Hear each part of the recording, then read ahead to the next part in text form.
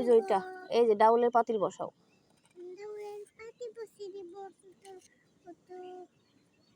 তারপর পানি দিয়ে দাও।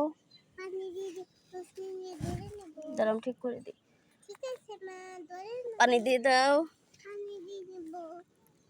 এই যে পানিটা এখানে আছে সুন্দর করে বসে আছে কিউটের মতো দিয়ে নেব।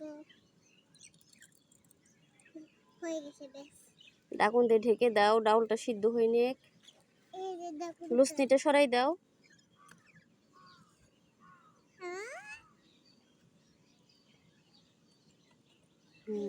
এখন পরোটা বানাও। তারপরে আমি এটা দিয়ে খাই এখানে। তারপরে আমি এখানে 3 মিনিট পরোটা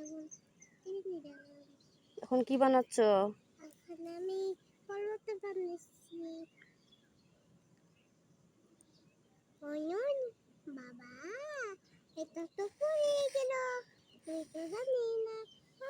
দেখেন বন্ধুরা, আমারটা মনে হয়ে গেছে। দেখো তো ডাউলটা হয়ে গেছে নাকি। দেখি তো। খড়িটা ধাক্কা দিয়ে দাও, আগুনটা ধাক্কা দিয়ে দাও। এখন পরোটা বানাও।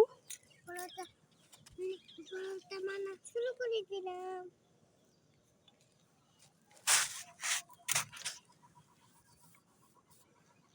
এখন কড়াইটা বসাই দাও, তেল দাও। এই যে তেলটা এখানে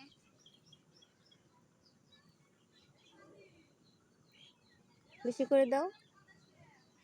হ্যাঁ হয়ে গেছে। এখন পরোটাটা দিয়ে দাও। এই পরোটাটা হয়ে গেছে। বন্ধুরা উঠাবো কিভাবে? 2 হাত দিয়ে উঠাও। এবার আমি পরোটা দিয়ে নেব সুন্দর করে। ওয়াও, অনেক সুন্দর হচ্ছে। হ্যাঁ আচ্ছা, পরোটা তো অনেক সুন্দর হচ্ছে, চামচ দিয়ে নাড়া দাও। এখন কড়াইটা নামিয়ে নাও, কড়াইটা নামিয়ে নাও লুসিন্দি। ঠিক তো মা, তুমি ঠিকই বলছো। ঠিক ঠিক ঠিক। ওই উপরে বসাও প্লেটে। হ্যাঁ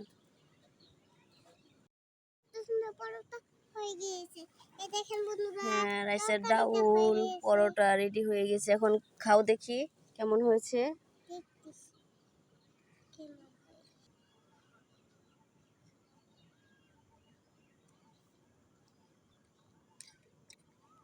সুপার। আমার ভিডিও অবশ্যই কেমন লাগলো লাইক শেয়ার কমেন্ট দিবে। আজকে থেকে আবার নতুন ভিডিও চলে আসবে।